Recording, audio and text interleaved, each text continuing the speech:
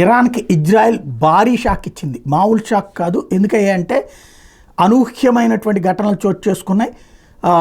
గత కొన్ని రోజుల నుండి అంటే యుద్ధానికి సంబంధించి ప్రిపేర్ అయినటువంటి ఇరాన్కి హెజ్బుల్లా చేత చేస్తున్న అటాక్కి కౌంటర్ అటాక్ ఇవ్వడం ఒక ఎత్తు అయితే, అంటే హెజ్బుల్లాని తుత్తునియలు చేయడం, గంగవీరులు ఎత్తించినటువంటి పరిస్థితి ఒకటైతే, మరొక కీలకమైనటువంటి అంశం ఇప్పుడు చోటు చేసుకుంది. తాజాగా మళ్ళీ యుద్ధం ప్రారంభం కాబోతోందన్నటువంటి సందర్భంలో ఇరాన్కి సంబంధించినటువంటి ఆయిల్ నిల్వల మీదన ఈ తెల్లవారుజామున భారీ అటాక్ జరిగింది.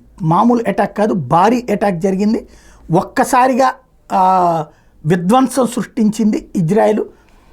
అది మొసాద్ ఉన్నటువంటి లెక్క, ఎక్కడెక్కడైతే ఆయిల్ నిల్వలు ఉన్నాయో, ఆయుధ నిల్వలు ఉన్నాయో, సరిహద్దు ప్రాంతంలో ఉన్నటువంటి చోట్ల ఈ విధ్వంసానికి పాల్పడింది. అవి ఇరాన్వే, ఇరాన్లోనే పేలుళ్ళు జరిగినాయి, ఇరాన్ సరిహద్దులోనే పేలుళ్ళు జరిగినాయి.